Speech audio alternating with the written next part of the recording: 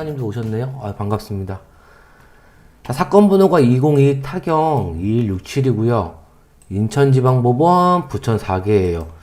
오늘은 요거는 일단은 빌라를 먼저 한 2개 정도 가져왔는데, 자, 소재지는 부천에 있는 현대파크빌 402호 4층 나오면은 말씀드렸던 게 빌라 4층은 위반 건축물이 있냐 없냐 요거 생각하고 들어가셔야 돼요.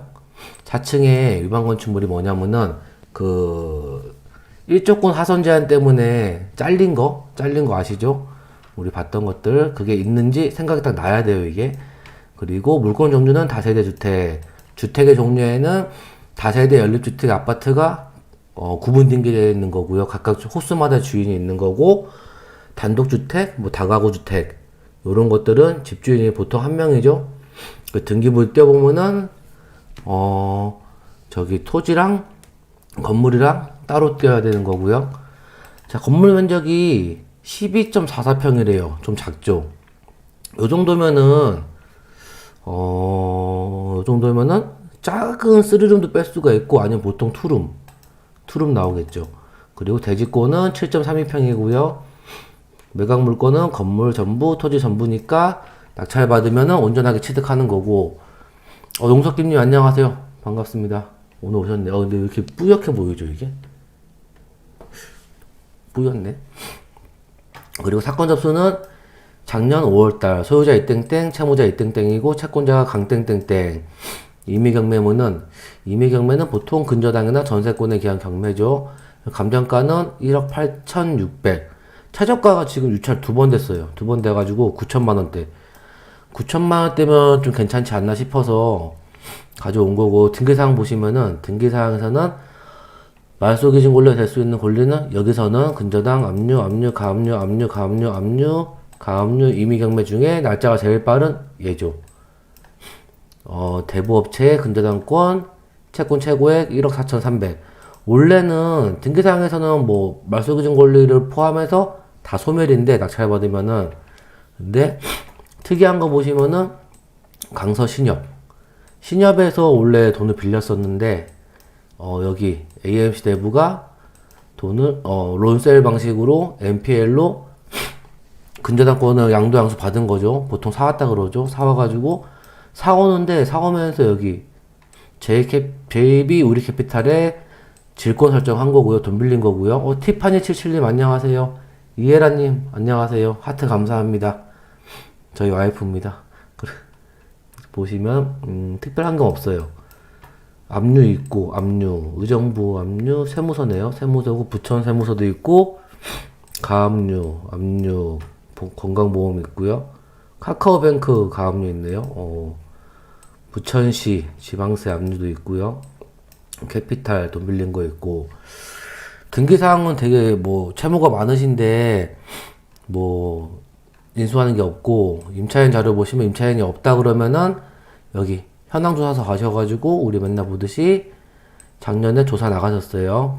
법원에서 나가시고, 현장에 임했는데 아무도 만나지 못하여서 점유관계 미상임, 별도의 확인이 필요함. 주민등록 등본에는 소유자분이 등재되어 있대요. 그러면 소유자가 살고 계신 거죠.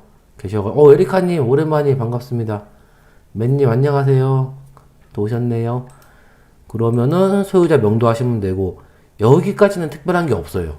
특별한 게 없는데, 또 우리가 서울이나 경기도권에 빌라 볼 때 조심해야 될 게 4층이니까, 처음에 얘기했던 4층이니까 위반 건축물이 있는지 한번 봐야겠죠. 근데 사진만 봐도 이제 아시겠죠. 매일 들으시는 분들은 여기 샤시로 해놓은 거, 이거 위반 건축물이죠. 위반 건축물이고, 위반 건축물이라고 하면은 보통은 이행강제금이 부과될 테고, 예전에는 이행강제금이 뭐 한시적으로 부과됐었는데 현재는 계속 부과되죠. 원상 복구하기 전까지. 그리고 사진 한번 볼게요. 자동문도 있고, 우체통 보니까 뭐 2집씩 있고, 그리고 이렇게 현대파크빌 이렇게 3룸, 작은 3룸이네. 현관 들어가면 주방 있고, 주방 겸 거실이 있고, 방 있고 안방 있는데 화장실은 한 개고, 그럼 요 방을 요 문이 미닫이 문 같은데 요 방을 거실로 쓸 가능성도 있고, 요렇게 쓸 수 있는 물건이고, 이인님이 유방 건축물 있는데 이금융에서 경락잔금 대출 나올까요? 사실 이게 우리가 맨날 얘기하는 건데, 유방 건축물 있으면은 담보대출도 좀 나오기 어려울 수도 있고, 더 중요한 거는 낙찰받아서 실거주를 안 하고 뭐 전세를 줄 건데, 전세 줄 때 임차인이 전세 대출을 못 받을 수도 있어요. 물론 100%안 되는 거 아니고 찾아보면은 대출 해준 데가 있긴 있더라고요. 있긴 있어요. 제가 한번 해봤거든요. 있긴 있고, 근데 이게 바로 뭐 다 물어봐서 뭐 잔금 대출 되냐, 무조건 된다 이런 말 잘 안 나올 거예요. 찾아보셔야 돼요. 이거 대출은. 그래서 여기 보면은 본건은 건축물 대장상 전유 부분 위반 건축물인데 판넬 무단중축 판넬 한 평 좀 넘게. 그러니까 요 부분은 어떻게 할 건지, 요 부분을 원상복구를 할 건지, 그리고 막 이인이 말씀하신 것처럼 대출을 어떻게 할 건지, 요것도 중요해요. 그러니까 이런 물건은 들어갈 때 요거 어떻게 할 건지 먼저 계획을 세운 다음에 들어가셔야 돼요. W진민님 안녕하세요. 반갑습니다. 고은경님 안녕하세요. 반갑습니다. 그러니까 요건 위반 건축물 이슈가 있긴 한데, 지금 반값이라서 사실 뭐 부천의 시세를 좀 보긴 봐야 될 텐데, 시세 한번 볼까요? 잠깐 보고 넘어갈게요. 부천의 시세를, 역곡동이고, 그러면은 네이버 부동산도 가서 매물 가서, 이게 빌라 시세 찾는 거는 사실 아파트처럼 쉽진 않죠. 쉽진 않은데, 요게 보시면은 위치 잠깐 보면은 위치가 뭐 나쁘지 않아요. 소사역까지 500m도 안 돼요. 위치가. 그러면 소사역에서는 사실 요 위에 소사 대곡선도 공사 중이고, 이게 안산까지 가는 걸 이렇게 신천역, 신현역, 능곡역, 이렇게 선부역, 초지역, 여기 반월공단, 안산까지 이어지거든요, 이게. 그리고 안산 출퇴근하시는 분들은 굉장히 편리해졌죠. 편리해지고, 양옆으로는 부천 해가지고, 여기 주안까지, 주안 넘어서도 가고, 지하철이 서울로 빠지고, 신도림 가면은 강남 가기도 편하고, 위치상으로는 지하철 타기에는 아주 좋아요, 위치가. 그리고,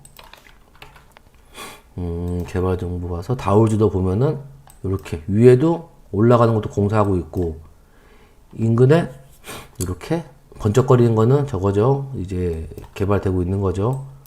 물론 개발된 데도 있을 테고. 위치가 여기라서 나쁘지 않고, 네이버 부동산에 빌라로 들어가야죠. 빌라 들어가서 소사역 이쪽인데, 위치가 여기네요. 태천 그린빌이랑 동신의밀이 아래쪽 여기네. 근처에 있네요. 전용 면적이 여기는 36제곱이 있잖아요.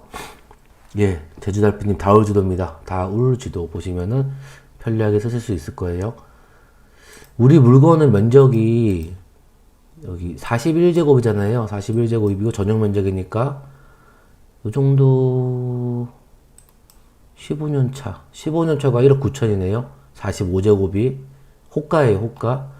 45제곱이 15년 차니까, 그리고 우리는 언제죠? 지은 지가?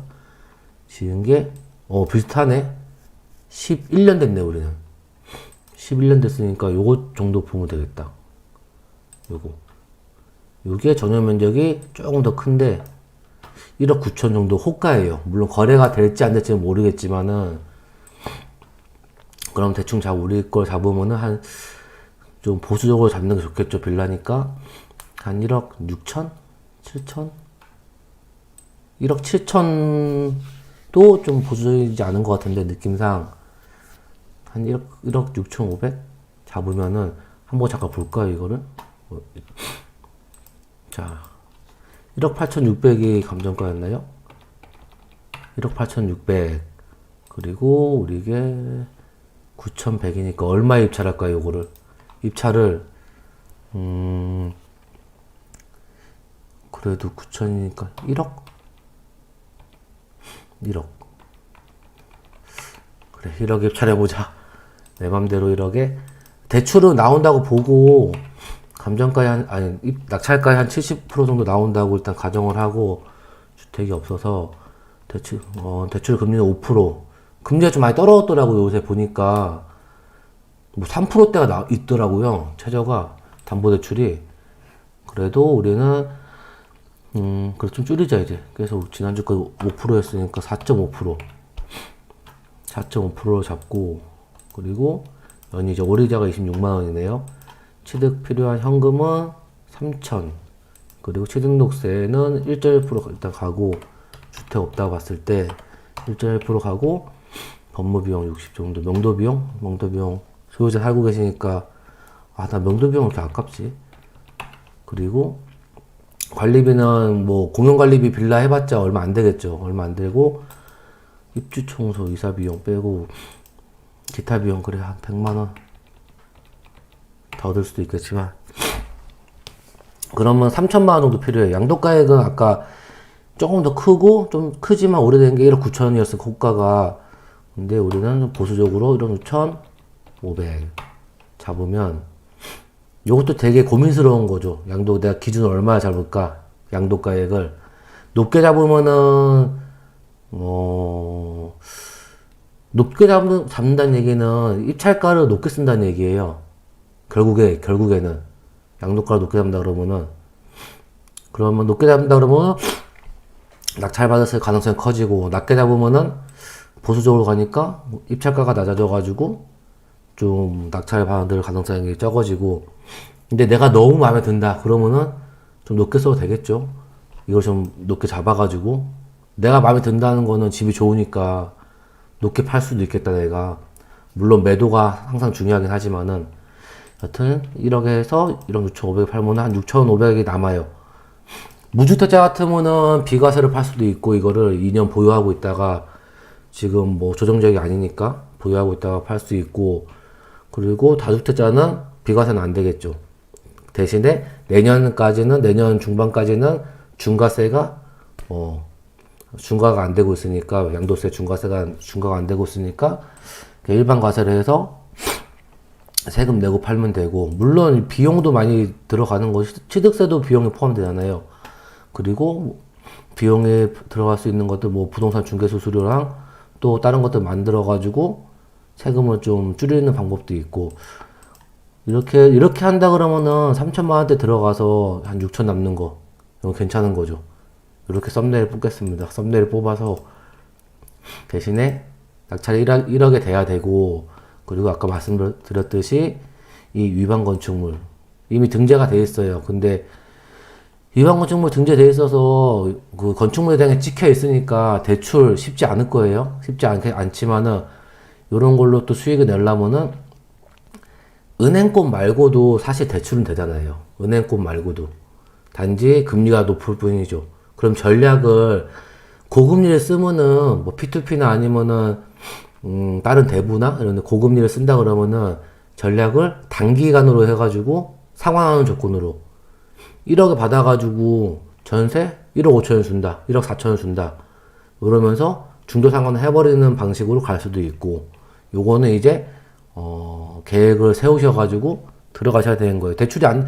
은행권에서 대출 1금이 2금에서 안 된다 그래가지고 못하겠네 이런 거 아니고, 뭐 단기로 상환하는 계획 잡아서 은행권 말고도 대출 받을 때 많죠, 사실. 금리가 세서 그렇지. 그래서 그런 식으로 잡으면 될 것 같아요. 첫 번째 물건은 부천의 역곡동의 역세권이죠. 500m 안 되니까 역세권의 빌라였고, 4층이라서 위반 건축물, 베란다 샤시 위반 건축물 뭐 1평, 1평 조금 넘는 거 있는 거, 그거는 해결을 하셔야 되는 거고, 대출 부분도 1금융, 2금융 안 되면은 다른 대부업체나 P2P나 이런 데서 받아가지고 단기간으로 쓰고 전세로 가거나, 아니면 자금을 딴 데서 끌어와서 상환하는 조건을 하는 게 좋을 것 같고, 대신에 뭐 1억에 낙찰 받으면은 지금 비슷한 게 호가가 1억 뭐 9천 이런데 우리는 보수적으로 봐서 1억 6천대에 매도한다. 그러면 우선 양도 차익이 6천만 원대가 남는 거예요. 3천 뭐 300 정도 투자해가지고 물론 대출이 나온다고 봤을 때요. 돈은 끌어와야 돼요. 자, 다음 물건 한번 보실게요. 사실 부천에